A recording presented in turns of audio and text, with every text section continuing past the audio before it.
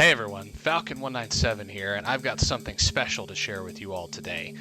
Several months ago, I posted a video showing off the Fort Knox base I created in 7 Days to Die, and that vid showcased the design I made for Alpha 20 that was inspired by the real Fort Knox depository, but there were obvious differences, and a big part of that is owed to the limitations of 7 Days, since the vanilla game only lets me recreate the building to a certain extent. But since posting that video, I've been hard at work with a good friend of mine who is another modder, and he's been working with me to enhance the design and bridge the accuracy gap little by little.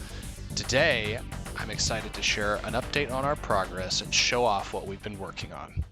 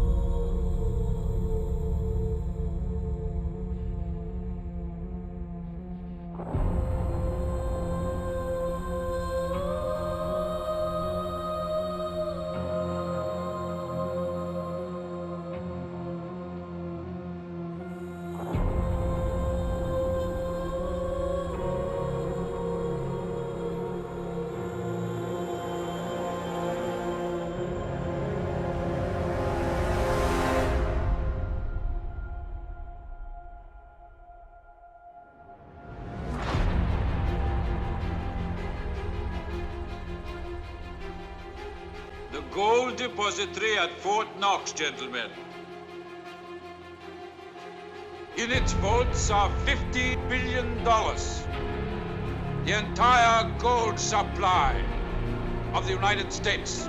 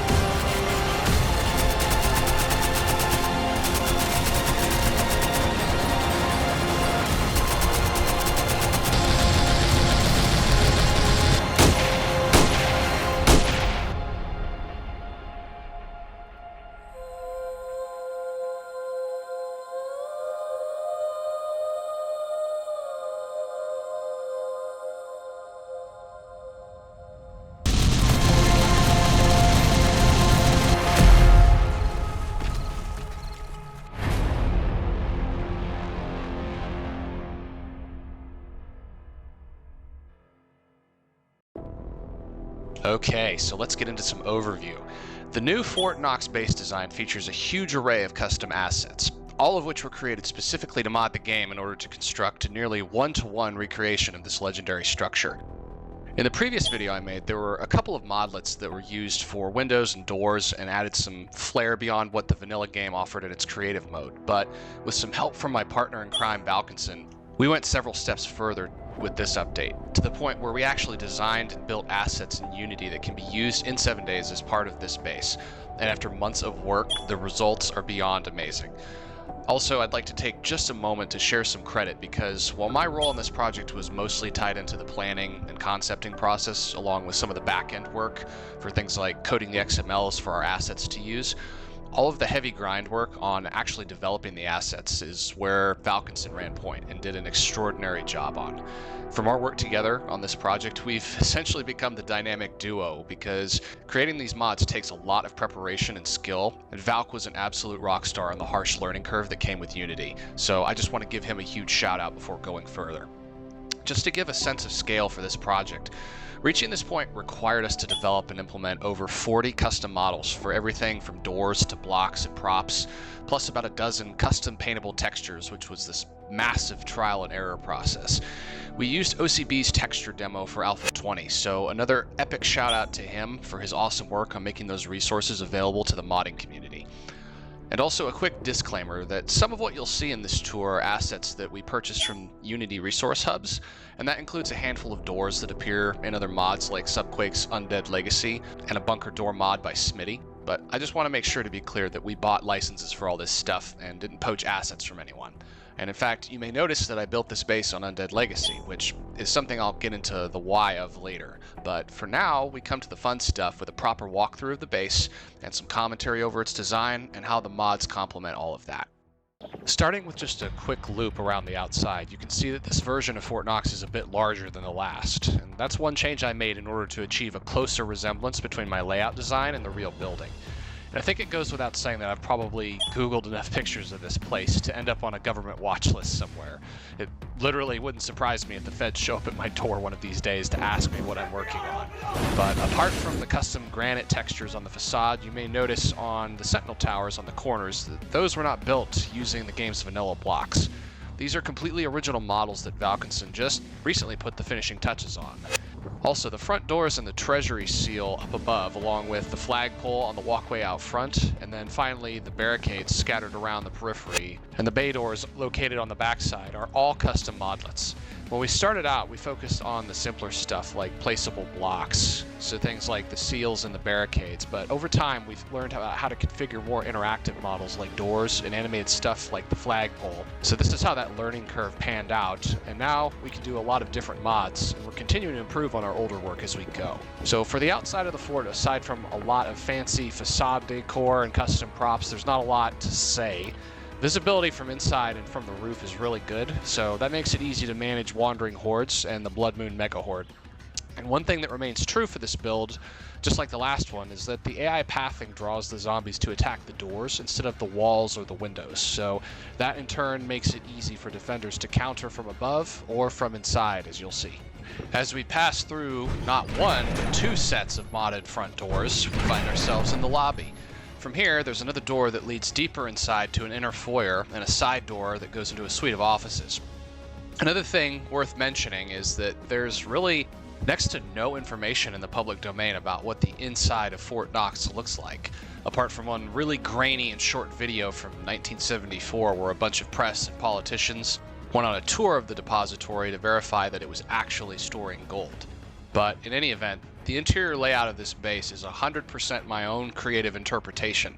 And so with that comes the disclaimer that it may be totally wrong, but for my purposes it works fine. So these offices would be for more like treasury personnel or other non-security staff who are on site to manage the fort's inventory or reporting, along with whatever else that they do.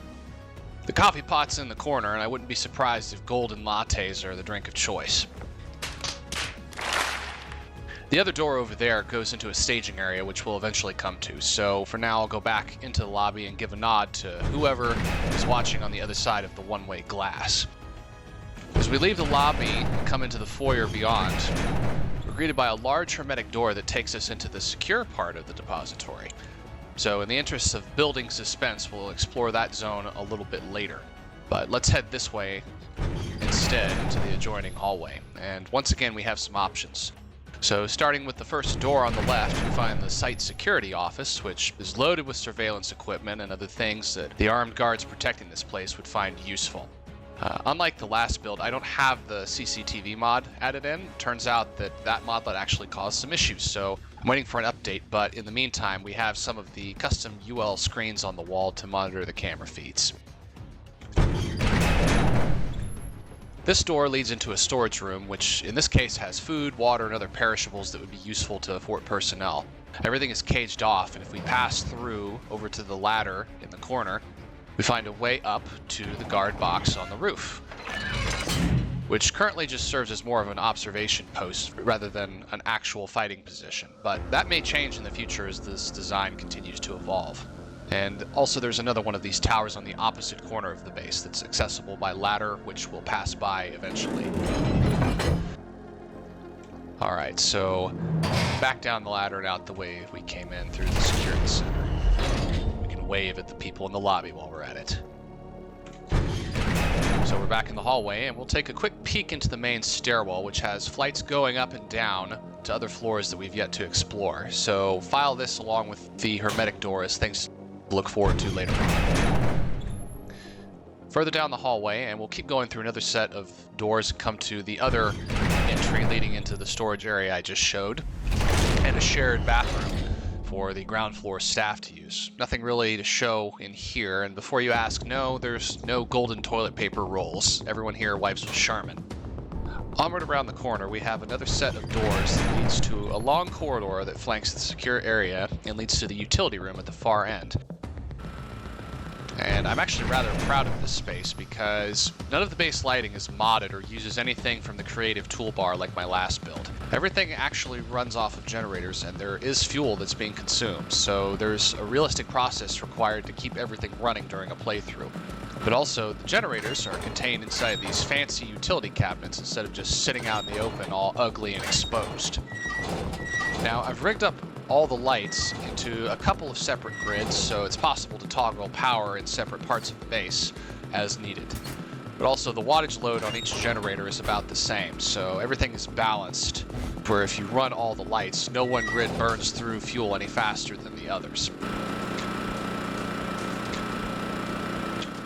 But these aren't the only generators either, as you'll see. And as for what's behind these doors, don't worry, we'll come to that soon enough. So now let's backtrack all the way to the foyer, and as we go, I'd like to reiterate that my design theory for this version of the base erred on the side of realism, and how I put a lot of thought into how things would be conceivably laid out, and what purpose each space would play in the larger scheme. And again, having no way to verify how accurate any of this is, I don't claim that it's perfect, but at the very least everything has a story and more or less makes sense.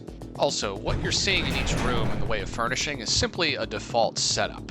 Not really geared towards optimal survivability for a zombie apocalypse, but that's also kind of the beauty of this place because it's one of the most secure buildings on the planet. So even while the lobby may seem like it's not totally suited for Horde Night, there's nothing stopping a group of occupying survivors from rigging up turrets and barricades or putting gun ports or murder holes in the walls so that this place becomes more defensible.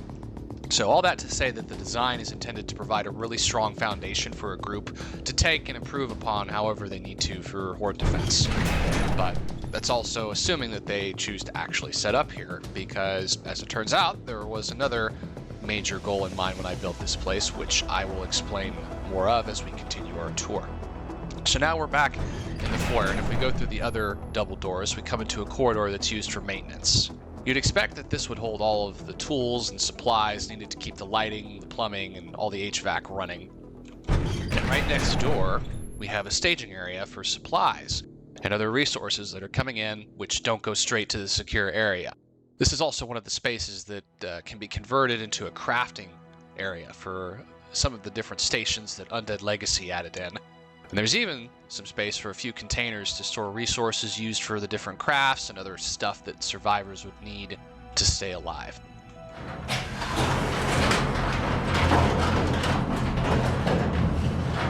Coming out the bay doors, we find another hallway that connects over to the secure area and has a side door that goes back into the maintenance hall. But there's also another bay door that leads into the transfer room.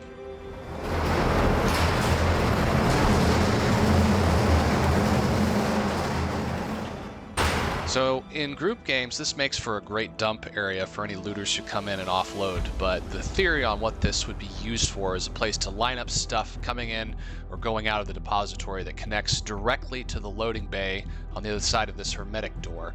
If you try to imagine the way that gold and other valuable resources would come into the fort, picture trucks that come in through the bay doors, backing up and offloading here in the loading bay, then having whatever comes off in pallets or boxes go straight into the next room to be organized and before getting stored in the staging area or sent down to the corridor that leads into the secure area. So that was my theory on how things come into the base, and it turns out that that logic works pretty well for incoming loot as well. My team has usually 3 or 4 looters that are out running around in vehicles, so when they finish their runs and come back home, they can drop off in here or in the transfer room, and stuff will get sorted either by me or whoever else is hanging out at the base. But we're still treating this like it's the default structure with stuff that would be in place before survivors came in. Before moving on, I'll take just a moment to show off the bay doors, which required custom animations and paired really nicely with the sound effects for the vanilla roll-up doors.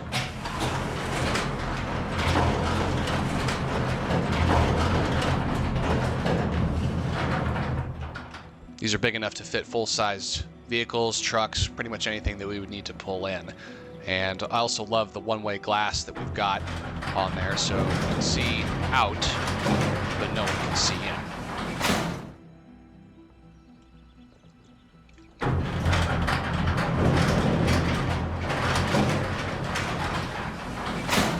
And with that, we've basically covered all of the insecure areas on the ground floor. So next we'll head back to the main stairwell and go upstairs to the second floor. Now, a minute ago I mentioned that this place wasn't necessarily intended for a team to set up in. And that's because while it can function as a horde base or main, another way that it can be used is a kind of puzzle, similar to what you'd find with the games of vanilla POIs, where there's a central loot room and you have to navigate some obstacles in order to reach it. Well, I did something similar here, except I put a series of much tougher puzzles in place to limit access to areas in certain parts of the depository, all leading up to the loot stored in the secure area. But more on that after we tour the second floor. So coming out of the stairwell, the first place we find is a lounge that's adjacent to another office space, which would be like the head of security's office or the director's office or something like that. What's in here is more for environmental storytelling, like some of the other seemingly useless rooms, but it'll probably make sense as I explain more about the way I built the loot puzzles. As we go back out through the lounge and come over here to the entrance of Personnel Commons, you can see there's plenty of bunks for security staff, plus some storage and a kitchen area, all of which comes in handy if you turn this place into a functional base. Around the corner, find more bunks and a door that goes into a larger bathroom with showers. And then there's the armory, which opens first to an outer room where a gun counter is set up for people to request stuff from the armorer. If we go into the back room, we find a bunch of custom weapons racks mixed in with some of the modded storage from UL, plus a few other container modlets. And then finally there's the gun vault for heavy weapons and explosives, accessible only to people with a higher clearance. Now, if you've been paying attention as I've been moving, you probably noticed some of the rooms have laptops lying around, and a handful of those laptops are active. That's because as part of my loot puzzle, I made it so that doors leading into key areas were locked by code, and the only way to get the code was by downloading data off the laptop stations. Each of these is actually a modded workbench station that uses a laptop model, only has 1 or 2 recipes on it, usually a quest note that can be opened to reveal an access code.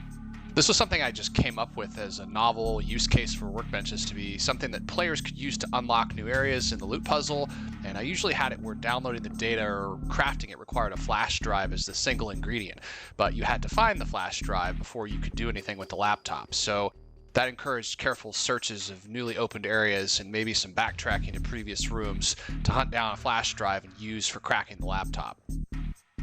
Now, of course, some areas could be just broken into, and if people had heavy enough breaching tools, they could, in theory, just drill their way inside. But where's the fun in that? Okay, so there's just a few more rooms left to go through up here. The next area up these stairs leads to another foyer between a more secure inner storage room for gear and equipment that may be useful for defending against a horde or getting clues on how to unlock new areas. And then across from it we have a server room with a special laptop that may come in handy for getting into the more secure areas downstairs. But I won't give too many spoilers on this since people I play with may watch this vid, and I will say this is yet another custom modded workbench that plays a specific role in the loot puzzle and was definitely one of the more fun items to make. Alright, let's head to the last part of the second floor, which is another corridor leading to the janitor's closet, and then over to another kind of partition for access to the ramparts. Outside we have a nice view of the surrounding area, which is great to use for Horde Night, and of course there's a ladder that leads up to the high point on the roof for our snipers to use as a vantage point, or for us to install solar panels. Apart from that, there's really not much out here to show. Unlike the last build, I didn't install any spotlights this time, but that may change in a future evolution of the design. So as I head back down, here's a little more info on how I introduced this place to the group of friends I play 7 days with, and the way I tailored that experience. In my other video I mentioned that I built a damaged version of the depository that people could use as a starter base and gradually repair over time. Well, I did the same kind of thing here, starting off the base in a damaged state, and I also made it unclear where Fort Knox had been spawned into the random gen world we were playing on. So when we started off, I spawned us all in a town, and in time we found a laptop that had a clue in it, which led to a series of exploratory quests to a couple of different POIs, all of which had additional laptop models or modded resources that provided the next clue, eventually leading up to a map with the coordinates to Fort Knox itself. Then once everyone arrived here, they found a damaged version of the depository with many of the inner rooms sealed off by code lock, and the only way to gain access was by exploring the spaces that were open and using the laptops which were hidden around to uncover codes to unlock doors and then repeat the exploration process until they finally got to the secured area, which is where I'll be going next. So without any further ado, here's what you've all been waiting to see. So what really is being kept inside Fort Knox in 7 Days to Die on UL? Let's find out.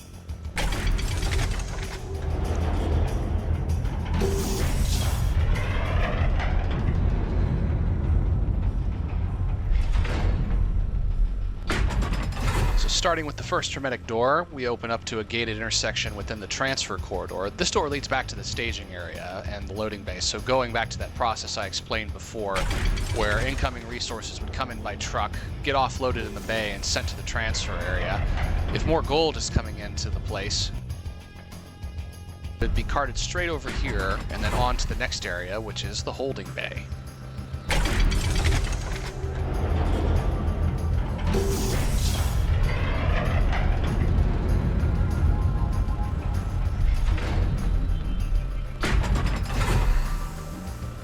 And this is where the gold gets unloaded from these special framed metal pallets onto carts that are then put into the elevator going down to the vaults.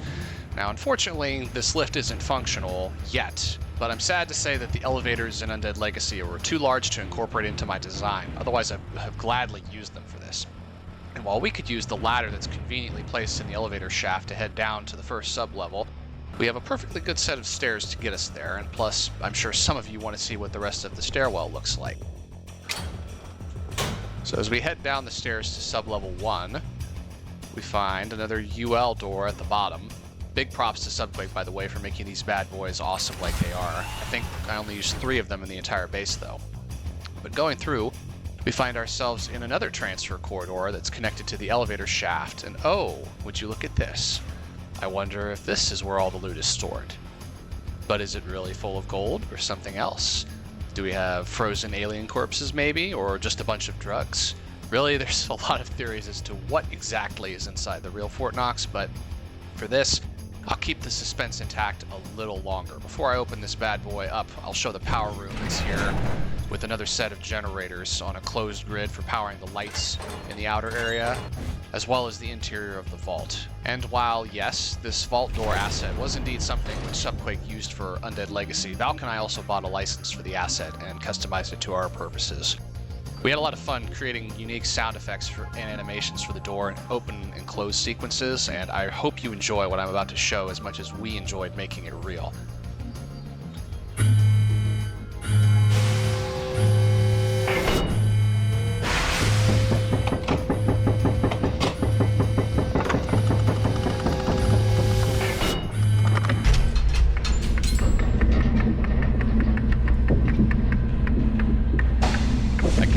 tell you how much I love watching and listening to these vault doors.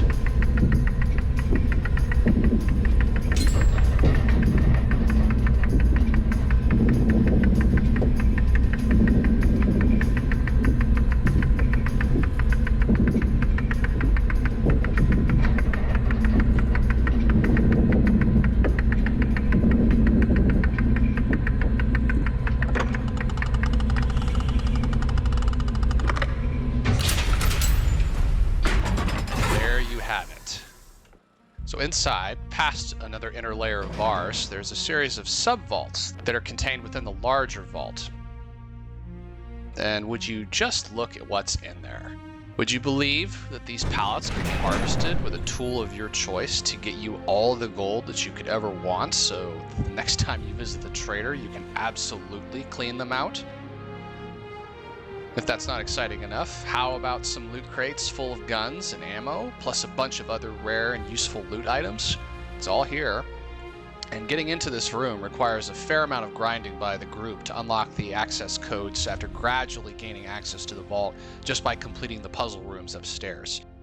This was all part of the tailored experience that I built this POI for, and for it being my first pass at making a lot of the modded assets to really enhance the experience on top of creating all of the custom laptops and other stuff to make the loot puzzle unique and exciting. Saying it took a lot of work is an understatement, but the results were absolutely worth it. Now let's say you're watching this and you're thinking to yourself, holy crap, Falcon, this is freaking badass. How do I get my hands on this POI? How do I set it up the way that you had it for the ultimate loot puzzle experience? So let's talk about that for a moment, because my timing for making this video is a little unfortunate. Since Alpha 21 was released by the Fun Pimps just last week, that update changed a lot of stuff related to the mods that were used to create everything you've seen in this video, including the exportable POI that I made of the base. And also, my designs have been evolving for this base alongside Alpha 21's release. So the bottom line is that right now the only way to play 7 days with this version of Fort Knox is on Alpha 20. Now I've started working on implementing it in Alpha 21, but I'm actually having to redo a lot of stuff from scratch, like the POI design and also updates to the XML configs for pretty much all the custom assets like the doors and other Fort Knox themed stuff. All of that needs to be converted over and re-implemented for Alpha 21, and I've only just started doing it. On top of that, given that this POI was built to be compatible with Undead Legacy, I'm also waiting for Subquake to update his mod for A21, so until that happens, I won't be able to fully recreate this POI the way I want to, but I will be working on making everything compatible with vanilla A21 in addition to UL. So ultimately, I just have a lot of work to do in order to make this playable for the current version of the game. In the meantime, I do plan to continue working with Valk to create even more custom modlets with assets themed to the real Fort Knox to further enhance the realism of the eventual POI I plan to make in Alpha 21. And we'll go ahead and lock this bad boy back down. So, having explained all this, the response I expect to get is, "But Falcon, why the heck would you post this video showing everything you did for A20? That version of the game's dying now that A21's out." So yes, that is true, and A21 made things interesting with its changes to game assets, and that'll definitely have an impact on the modding process. Really, everything custom you've seen in the Fort Knox build will have to be ported over at some point, and I've only just started that process. As for why I chose to do this video now, it's mainly because I wanted to share an update before things change again. I mentioned this already, but Valk and I are working on additional mods to enhance the build even more. And added to that is the mountain of conversion work that's to be done to get everything working on A21. On top of that, I really just want to revamp the interior design with a new and improved layout that's not as difficult to navigate and has more of the foundation I talked about earlier that makes it easier to build up defenses for the Blood Moon and make the base work better and more intuitively for a horde defense. But for now, I wanted to show how far things have come since the last version and see what people think could help make it better. I know some of you are going to ask, where can I download this? I want to put it in my game. So here's what I'll do for those of you willing to jump through some serious hoops. I'll upload the exported POI and instructions on how to install it and add it into an existing random gen world. Warning in advance, this will only work on Alpha 20 versions of 7 days, so you will need to adjust the version in your in-game properties on Steam first. Secondly, you'll need to install Undead Legacy for Alpha 20, and you can find that on Subquake's website, linked in the description. Third and last, you'll need a copy of my mods directory, which is installed alongside Undead Legacy's files, but it doesn't overwrite anything. If you're willing to go through all of that, it would be possible for you to place Fort Knox in your world as a POI, but it won't have any loot, and it definitely won't feature any of the loot puzzle stuff I mentioned earlier, since all of that has to be manually configured and curated ahead of time for a group to play through. In the future, I may record the loot puzzle quest playthrough I create for the next version of this base in A21, but for now, this is something you can fiddle with freely and use for a Horde night or for an RP server or just to mess around with. Another promise I'll make right now, though, is to have the next version of this base playable across both UL and the vanilla games, so no one who wants to use it will be left out. UL isn't a requirement for the custom-themed modlets to work, it's just a chore to convert all of the configs to use the base game's resources, like for what you would use to repair stuff, or what you harvest from hitting different things like the gold pallets. Right now, those generate gold ingots, which are UL specific, whereas the base game would give you gold nuggets instead, but you have to adjust the configs in order to get that working. So that's enough technical talk. There's one more area I'd like to show off, and that requires us to go even deeper underground, into the bowels of the second sublevel, which can only be accessed from the elevator shaft, which happens to have some water in it. And as we go down, we find an ominous hallway that leads to not one, not two, but 3 more vault doors, each holding 5 additional sub-vaults that are loaded with gold and other goodies. Now, in the interest of time, I'll only be opening up one of these to show, plus I'd like to have some extra incentive for anyone that's considering going through the process to download and install the POI, because while the layout of the vaults is basically the same, there is some variety with the contents.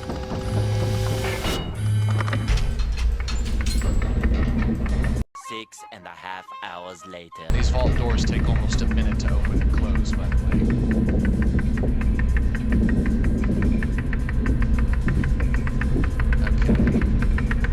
So, inside our green vault, we have a main area with shelving racks for storage, and then there are the sub-vaults, each loaded with pallets of gold bullion to be harvested or just admired.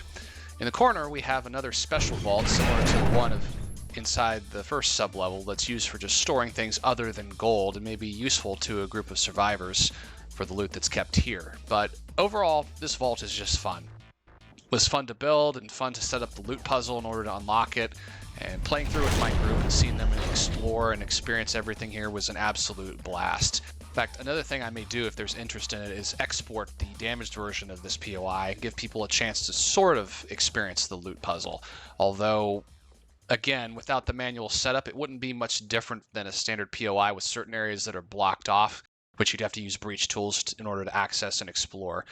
It's difficult to explain how the POI plays as a loot puzzle without showing it, so that'll be one thing I try to record in the future. But for now, it's enough for me to just finish out by showing off all the stuff we've done so far. And I am just so proud of how great everything turned out. I know Valk is equally thrilled getting to see all of his contributions to the project come together to make something so amazing. Both of us can't wait to keep breaking new ground with more modlets themed to Fort Knox for Alpha 21, and once all of that comes together, there will be way more to show, and it'll be totally awesome. I can promise you that. As far as when, there's no real time frame in mind at this point. A21 is still new and only out on the experimental branch of the game. Updates to Undead Legacy are also being worked on by Subquake, so at this point we're biding our time while everyone kind of does their thing on the update front. And we'll just continue to add new modlets on our side. And once UL updates, we'll need to spend time converting everything to use the modified resources, and then I also need to finish designing the layout for the new interior. So there's lots to do, plenty that we're waiting on. And that's another reason why it made sense to put this video out now, along with the POI download, because I'm sure a lot of people who play modded 7 Days to Die are also waiting for the mods they use to update and looking for something to do in the meantime. So if our Fort Knox looks like something you'd like to explore or try using in a blood moon, it will be available for download. Otherwise, if you enjoyed the base tour and want to see more for Alpha 21, then stand by for more because it's coming. And we can't wait for this project of ours to evolve to the next level and maybe lead to other new things for the 7 Days modding community. One last thing I'm thinking about is how to bring the loot puzzle experience I talked through to the broader community, and I may look for an opportunity to partner with a streamer or someone who wants the content to create a curated experience for a group on a server or something like that and see how it pans out. So I'll say, if you are a streamer for 7 days and you're interested in something like this, feel free to DM me on Discord. I'm in the main 7 Days to Die Discord server, and I'm also in Guppyker's 7 Days modding Discord. I would stream myself, but my audience isn't all that large, so I'd welcome the chance to help anyone who has the interest and is willing to work with me to set up a curated group game. And what that would consist of would be a modded game mode with a kind of story and objective for the group playing, and it can be as much or as little of a roleplay as people want, but ultimately, the goal would be to explore, to find clues that leads the group to Fort Knox, and then they have to solve custom puzzles to unlock sealed parts of the facility bit by bit, leading up eventually to gaining access to the vaults and either retrieving a specific item or just harvesting the mountains of gold to spend at the trader. There's really no limits on ways that the POI can be used, and even if the whole curated experience sounds too complicated or just not interesting, there's always the classic Blood Moon defense on day 900 or whatever, just to see how much punishment this place can take and how long a group of survivors can hold out there. That's something I'd also love to see this place used for. But for now, I think this is a good place to wrap up, so thanks for sticking with me to the end. I know this was a longer video for a 7 days base tour, and there was a whole lot of ground to cover around this, how this place came to be and what it's being used for. I'm curious to know what you guys think, or if you have any ideas for how to make this build better. Feel free to comment below and share the video out. Thanks again so much for watching. If you liked what you saw, stand by for more. Falcon out.